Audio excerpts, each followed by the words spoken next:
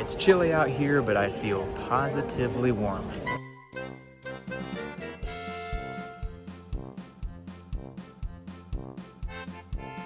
For a lot of people, there are very specific images, tastes, and sounds that come to mind when they hear the name Germany.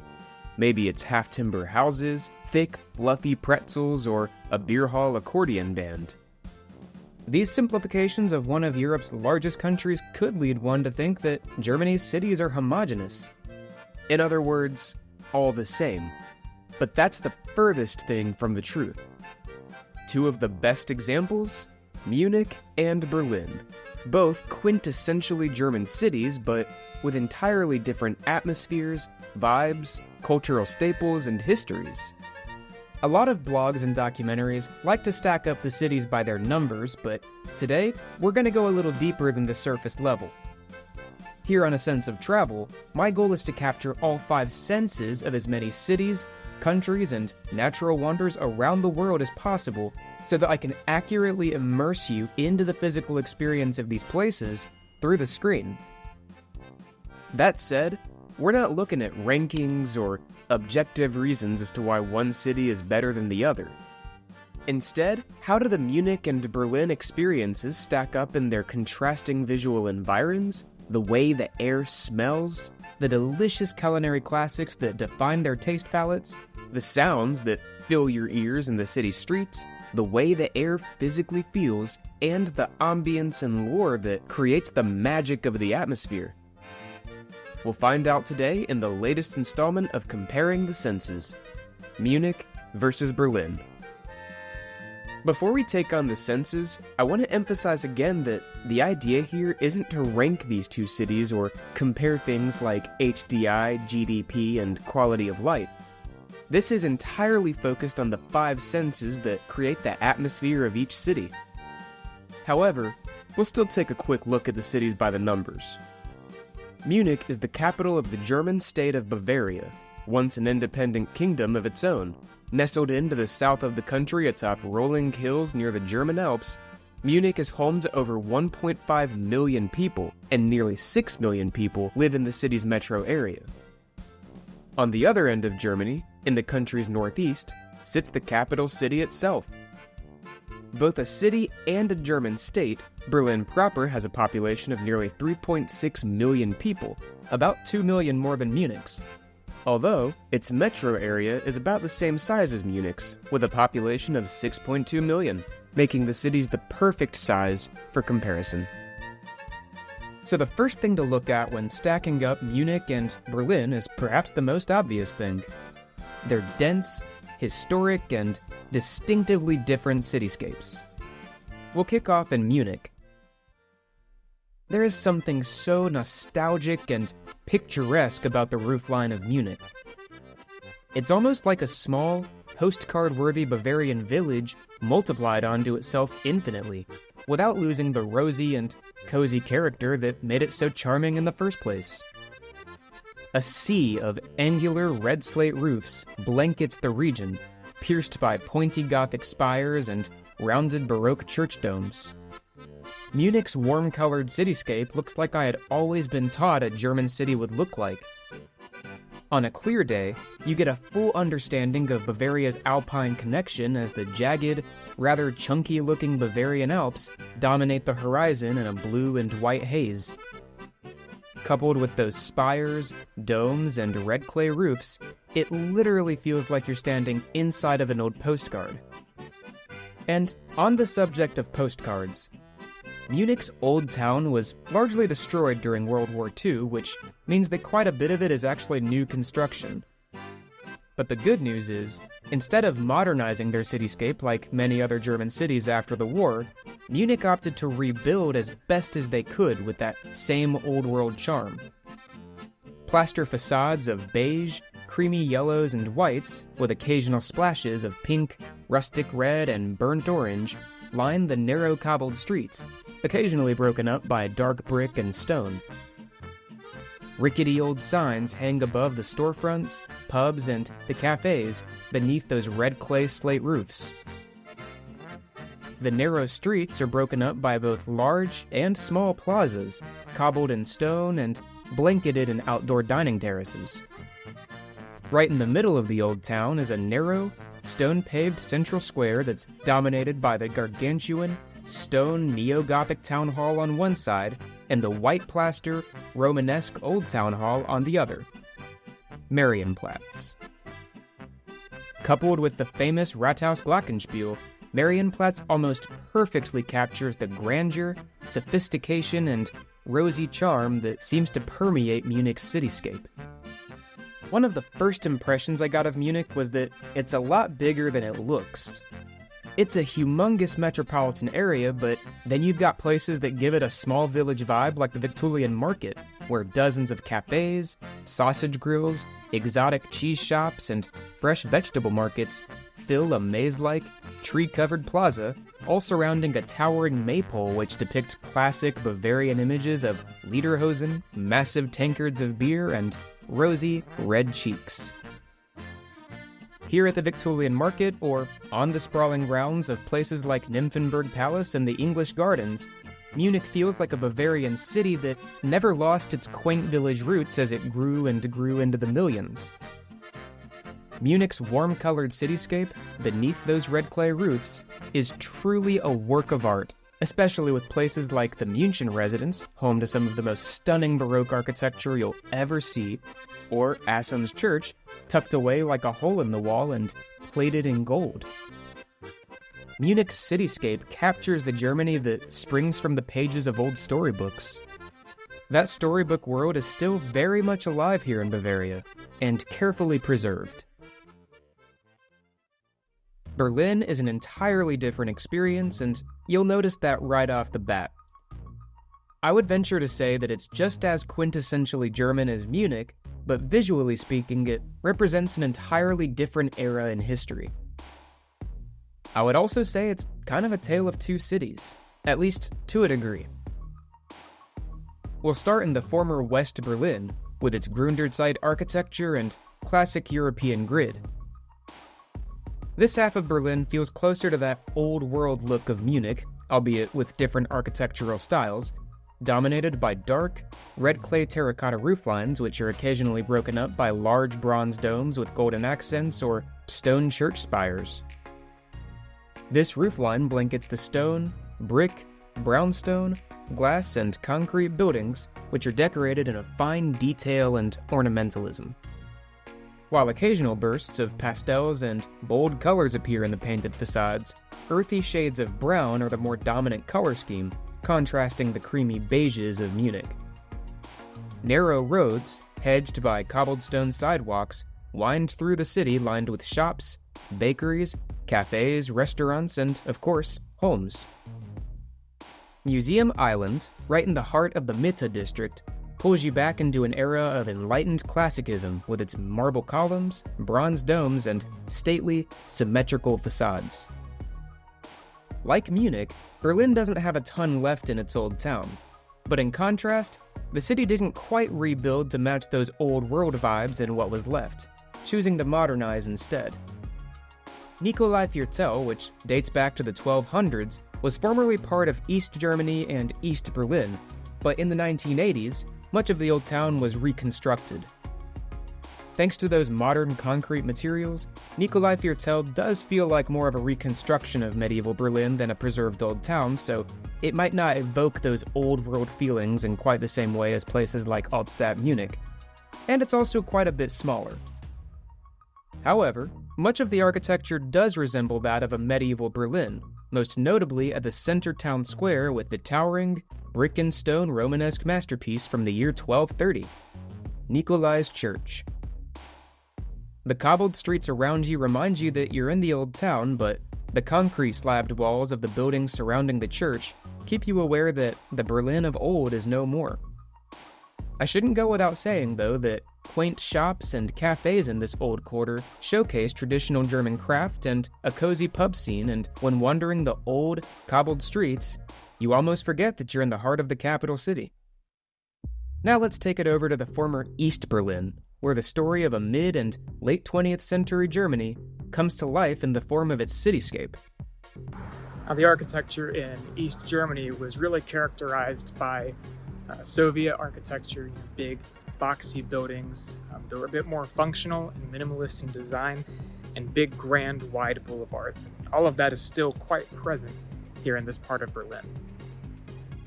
The Soviet-inspired architecture of that era, known as Socialist Classicism, is still quite present, namely wide boulevards with boxy apartment buildings of about 7 to 8 floors on either side. The buildings here are noticeably further apart than in the older parts of the city. The plain facades seem to be tiled primarily, although some are concrete, sometimes with little patterns along the top to break up the consistency. Almost all of them are in shades of beige and white. You'll still see remnants of the brutalist, harsh wall that once separated the two Berlins and, more broadly, the two Germanys along the East Side Gallery, coated in cool street art and powerful messages of protest from decades past. In a way, the relics of the old Berlin Wall capture that overall youthful, rebellious, edgy, and expressive culture of the city. To sum the cityscapes up quickly, Munich is a classically Bavarian, old-world cityscape, not without its modern amenities of course, that blankets the foothills of the Alps with creamy beige facades, pointed red clay rooflines, stone spires, and sprawling gardens, while Berlin is a living and breathing modern history book, a physical representation of Germany's tumultuous history throughout the 20th century, with relics of old-world charm, socialist classicism, and the makings of a young, edgy, modern capital city. The city's overall color palettes differ quite a bit regarding the overall cityscapes, as indicated here. When you see a video or a picture of a place and you try to imagine what it must feel like to actually be there, an important component of that is the way the air smells. Let's see how Munich and Berlin stack up. For such a big city, I found myself quite surprised by the way the air smelled throughout Munich. It just didn't have that industrialized smell a lot of major cities have come to take on. Throughout its winding, cobbled streets, cheese pretzels pouring out from the bakeries, hearty Bavarian foods, a bit of cigarette smoke from the crowds, and musty old stone permeate. Over 50% of Munich is covered in green space. Humongous parks and sprawling palace gardens like those at Nymphenburg abound. Munich is Germany's most densely populated major city. Because of that, there's a ton of room for perfect, green, lush oases that make you feel like you're not even in a major city at all. The English Garden here in Munich is the cream of the crop. As such, Munich's scentscape is infused with gravel, fresh grass, fresh creek water, campfire wood, and several types of geraniums. All things considered, if I were to create a Munich-scented candle, it would include the notes of old stone, fresh grass, geraniums, pretzel bread, and fresh water. By comparison, closer to 40% of Berlin is covered in green space, and just given the nature of its more modern development, it smells a bit more urban and concrete. As you imagine yourself wandering the streets of Berlin or along the East Side Gallery of the Berlin Wall, imagine those urban scents of concrete, stone, asphalt, and auto fumes. Now, the air here in the city center is really dry, so the smells aren't super strong, but you definitely get the sense that there's a lot of concrete, stone, asphalt, pavement. It's a very dry smell. As you wander about closer to the heart of the city, river water from the River Spree and sweet wafts from the nearby bakeries fill your nostrils. The scentscape isn't entirely urban in Berlin, of course. For example, in the sprawling and wild Tiergarten Park, you'll breathe in scents of minty pine and fallen leaves. If I were to create a Berlin-scented candle, it would contain notes of sun-baked stone, ozone, fresh river water, sweet bread, and minty pine. Let me know in the comments which of these two cities has a scent profile that you prefer more. Maybe I'll create these candles one day after all. German food is not a monolith. Although sausage, pretzels, and beer may be accurate stereotypical culinary staples here, German food is all of that and much, much more. While there may be a bit of overlap, the tastes of Munich and Berlin have distinctive identities of their own. These are just a few examples of what I was able to try, but let's take a look at how they stack up. Given that Bavaria was once an independent kingdom of its own, it makes a lot of sense that the culinary palette of this region has a distinct, recognizable identity. Again, here are a few, not all, of the classic Bavarian dishes that really capture the Munich experience. Münchner Weisswurst with a pretzel. The classic sausage pairing of Munich, this thick white sausage is boiled and squishy and tastes like, well, boiled and squishy sausage. Not that that's a bad taste. When properly paired with sweet mustard and a warm salted pretzel, it's actually quite nice. I enjoyed mine at a market stand in the Victualian Market. Schweinebraten. Pork is a bit of a staple here in Munich, and when it's roasted, even better. Schweinebraten is a fatty, tender, roasted pork doused in gravy, crunchy loin pieces, and thick, squishy potato dumplings. This is a really heavy and really hearty meal that may leave you needing a nap, but it's so good. Dampfnudeln. Quite a few of Germany's major cities and regions have a dessert dish that is distinctively their own. Here in Munich, you can't go without Dampfnudeln. While I'm sure there are homemade variations that are a little smaller and less aesthetic, Dampfnudeln is a spongy and delicious dessert cake, especially when doused in a rich, thick, warm vanilla sauce. Leberkäse. Munich is among the most expensive cities in Germany, but that doesn't mean it doesn't have its share of quick, cheap, and probably unhealthy snacks. While Leberkäse translates literally to liver cheese, the fried meat between this bread roll sandwich doesn't actually contain liver or cheese. It does taste a lot like bologna, though. In contrast to Munich, and as Germany's capital, I found that Berlin has a broader and more internationally influenced representation of the tastes of Germany as a whole. That being said, it also has its own unique flair to add to the table. Here are a couple of the foods that I tried that really capture the unique taste of the city. Currywurst. Currywurst was invented right here in Berlin. At a delicious restaurant in the Mitte district that I would embarrass myself trying to pronounce, I tried this warm, tender sausage drenched in a curry-drizzled sauce reminiscent of barbecue. With crispy golden French fries to soak up the rest of that sauce, I'd give this dish a 10 out of 10. Berliner Weisse. Okay, so this one caught me off guard. Berliner Weisse is not just your typical beer. Served in a bowl-like goblet, Berliner Weisse is a sour beer usually infiltrated with some type of syrup, most typically raspberry. The result is tart, sour, and certainly raspberry flavored. Berlin's favorite traditional drink can be found practically anywhere, but I tried mine in the old town at a small pub called Zum Nussbaum. The Berliner. As I mentioned with Dampfnudeln, a lot of famous pastries and desserts come from Germany's major cities. Berliners are a pastry classic that goes quite well with a large cup of morning or afternoon coffee. Quite simply, Berliners are donuts filled with fruit jelly and dusted and powdered sugar. It's hard to top that combination. Pretzels. Breakfast time? Pretzels. Lunch? Pretzels. Slightly buzzed? You guessed it, pretzels.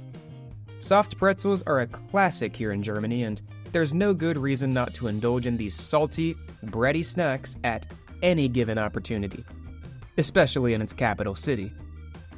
While there are obvious variations in some of these classic meals and street foods, you'll find that the tastes of both Munich and Berlin are delicious, heavy, and worthy of a large tankard of lager. And of course, these are just some of my favorites. This is not even close to a full list of the defining tastes of each city.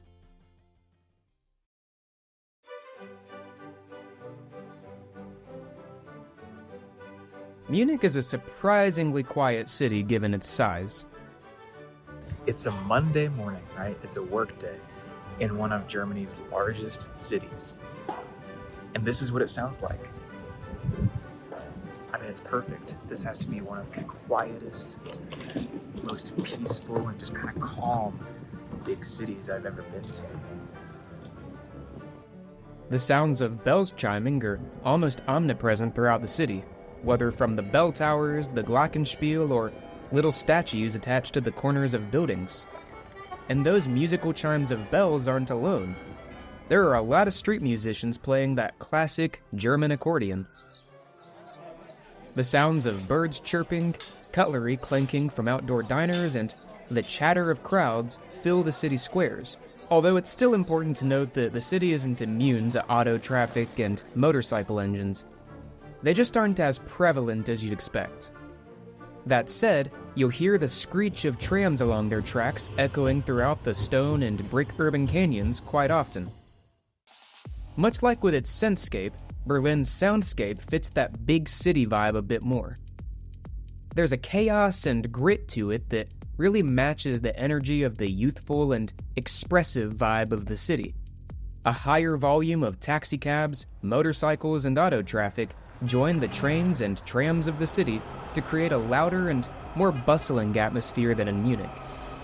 Particularly near places like Alexanderplatz, you'll hear the frequent sounds of sirens and skateboarders. Now that isn't to say that Berlin doesn't have its oases. Tiergarten Park is wild, literally. Like, it feels like an overgrown forest, which is awesome because it feels natural. So many parks are landscaped and made to look pretty and polished. This feels like an actual oasis. Whether it's in Tiergarten, the Old Town, or the plazas near Brandenburg Gate, pedestrians chattering away, chirping birds, and wheels clattering over cobbled stone overtake the bustle of the city. Here's how the soundscapes of Munich and Berlin stack up.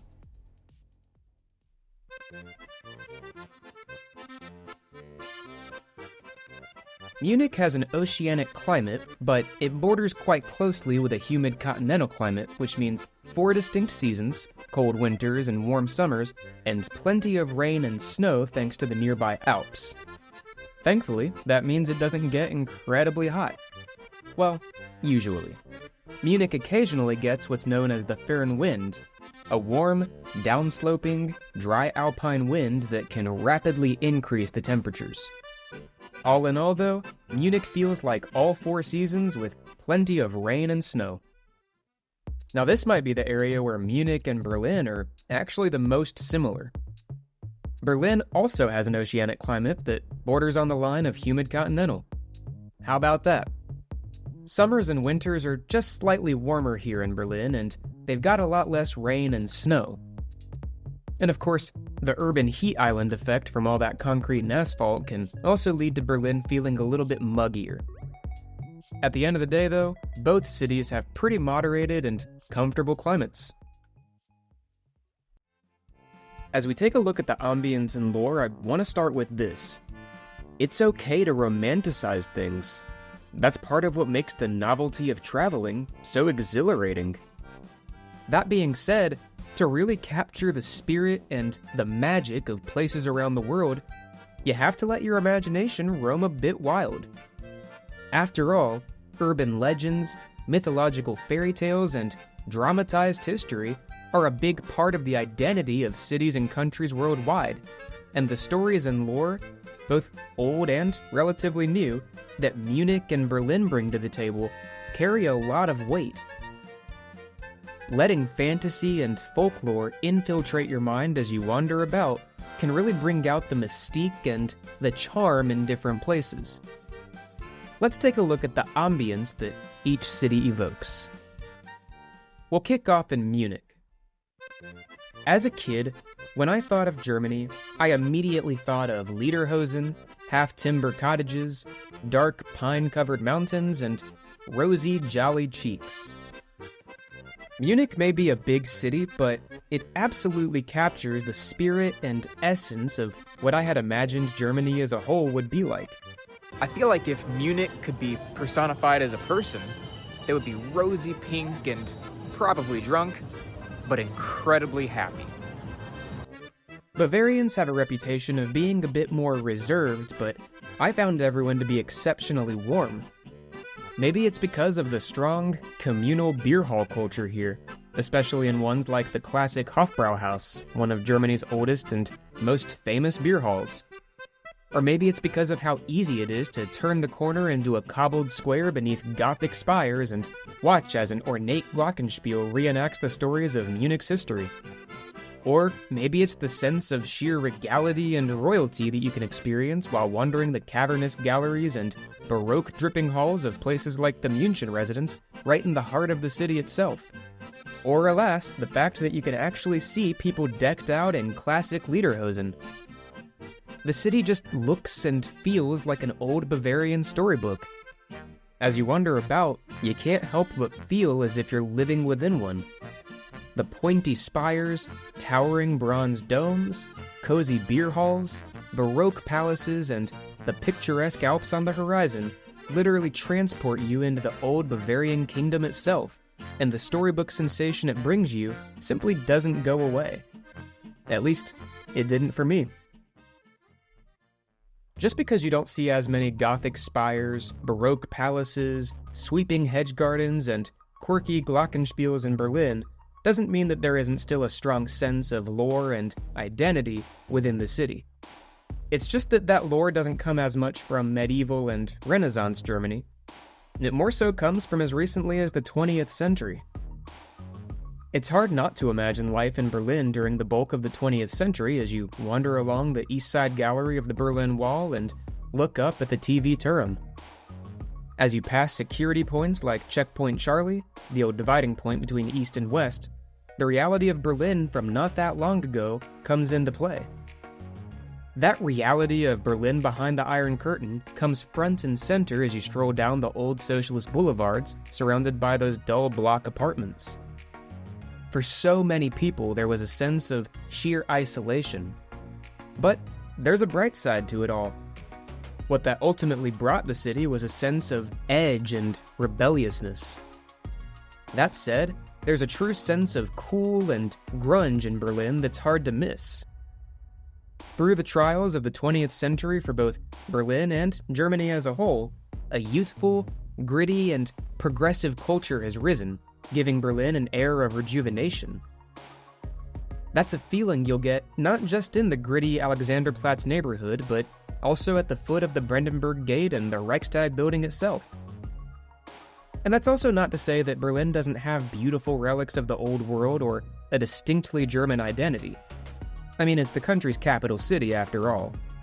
But its overall atmosphere and the stories and lore that comprise it all feel far more recent and rooted in the modern world. And what can I say? It's just a straight-up cool city. The idea here isn't to pit these two cities up against each other or rank them. In fact, the idea here is to celebrate the fact that there's so much world to discover, experience, and explore, even in ways you didn't expect. Thanks for diving into the storied German cities of Munich and Berlin with me today, and stay tuned for more city comparisons in the near future. As always, thanks so much for watching. I'll catch you next time.